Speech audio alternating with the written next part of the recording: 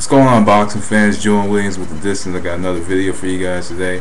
Really not in my right frame of mind to make this video, but I just thought to get it over with. This one is pretty much just, I'm just getting these videos done for because I like to get my stuff a couple weeks in advance before the fights happen with this fancy contest and all this stuff. So I'm just gonna get it over with. If I get it right, I get it right. If I get it wrong, whatever. But anyway, this one's for Mikkel Kessler versus Carl Froch. Matchup takes place April 24th in, I believe, Denmark.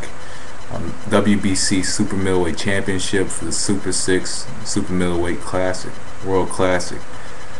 And overall, this is a great showdown between pretty much two of the best super middleweights in the tournament. Or pretty much all these middleweights are really good. Really, the black horse of the whole tournament is probably Alan Green, if you ask me. But overall, two really good fighters based out in Europe. Carl Froch and Mikkel Kessler. Carl Froch did surprise me in his performance against Andre Dirrell. I did think that Froch would have a lot of trouble against Dirrell in that fight, but he did show. And the same with Jermaine Taylor. When I wasn't making videos at the time, but I did think Froch was going to beat Taylor. The thing with Carl Froch is Carl Froch does a very good job of making adjustments. Though it may seem that he kind of fights this one-dimensional style, he does make adjustments in his fights. Even when he has upper hand in fights, he makes adjustments. And I did, in the video months ago for the Dirrell Froch prediction, I did criticize him for, because of how he fought, because of his defensive stance, how he has the left arm low and the right, and kind of has that right arm up a little bit. And I see it's just part of his technique. Though a lot of straight shots land, it's just, I guess it's part of his technique, because Carl Froch does a very good job of landing that uppercut. He lands a straight shot and follows it up with the uppercut and does a very good job of that. And we saw it in the Taylor fight, we saw it in the Monaghan fight, we saw it in, I believe it was the Dodson fight. He didn't really get the uppercut off in the Dirrell fight, and also with Robin Reed, he was able to get the uppercut off. And Jean Pascal, he was able to get the uppercut off. And really, that's Carl Froch's signature punch. The question is, can he land it on Mikkel Kessler? So really, for Carl Froch to win this fight, we saw in the last fight against Andre Ward, Mikkel Kessler, there was really no adjustments that Kessler made to Andre Ward's outside fighting style. He couldn't make adjustments to the quickness, and as well with Kessler didn't spar with any southpaws. So he wasn't fully prepared for that fight. If you ask me, he didn't prepare for the fight properly. So that's one of the reasons that Kessler had the performance that he did. But against the Carl Froch, Carl Froch is the fighter, as I mentioned, makes adjustments.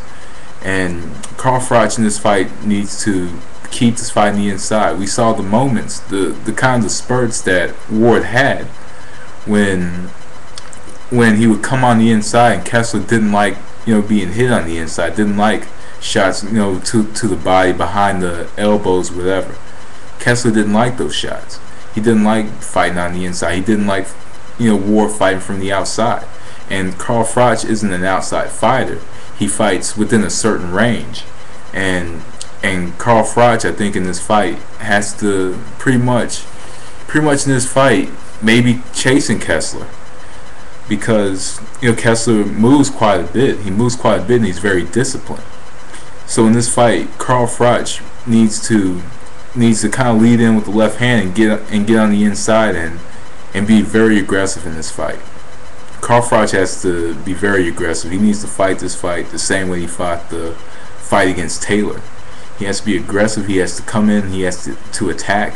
He has to lead in with the left jab. He does and actually he does a good job with that double left jab. He does a very good job of throwing his double left jab and following it up with sometimes a right hook or a right uppercut. He does a very good job of that. And and as well he does a very good job of countering the right hand, kind of moving his head over to the side and countering with the right. So Carl Froch in this fight needs to fight very aggressive. He needs to I just think he needs to keep this fight in the inside and pretty much bang Kessler to the body, and really I think that's his key to victory. He needs to attack. He needs to attack Kessler, and he needs like maybe 3 different game plans, because we saw Kessler's trouble with adjusting to Andre Ward's style, and he didn't necessarily look impressive against Perdomo, but against Perdomo you gotta face he hadn't been in the ring for about a year at that time, so about 11 months. So really that's what Froch needs to do. He needs to land a lot of power shots. I think power shots, to the body, power shots to the head, and pretty much he needs to keep Kessler on the defensive in this fight. Mikkel Kessler is a very disciplined fighter.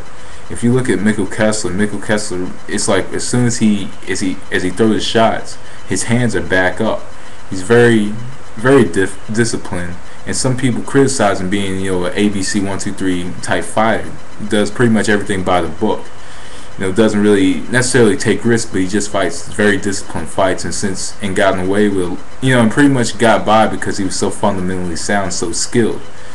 Mikkel Kessler in this fight needs to fight, like I said, very disciplined in this fight against Carl Froch. He really needs to keep his distance from Carl Froch, and hopefully in this fight he's able to make adjustments, and hopefully in this fight he doesn't really get into a shootout with Carl Froch, because if he gets into a shootout with Carl Froch, that's when this is going to be Carl Froch's fight. If Carl Froch can sucker him into exchanges, he needs to stay out of the exchange, because it seems to me when I see Carl Froch fight, when Carl Froch is in an exchange, that's when it seems that he gets stronger during exchanges.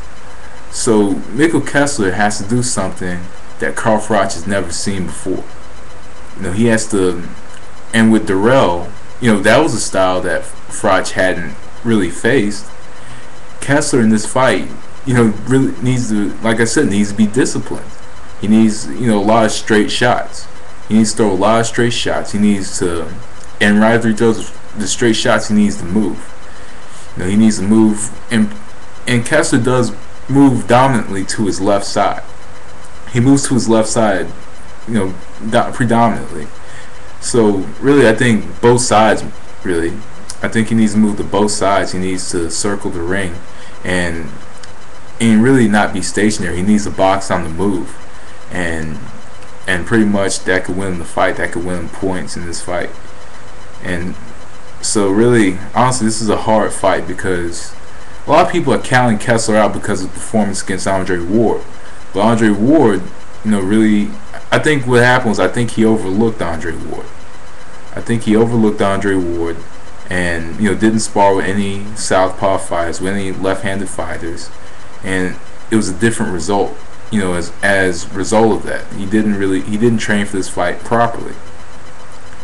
And Carl Froch surprises me each and every performance, each and every time he gets in the ring. I've always counted him out. I counted him out against Pascal. I didn't necessarily count him out against Taylor, but I thought during the fight Taylor was going to take him out. But he did have a strong ending in that fight, of course. And I did count him out against Darrell, though it was a fight that could have gone either way. I had to fight for Darrell, but he did surprise me in that fight. So, hard fight to determine.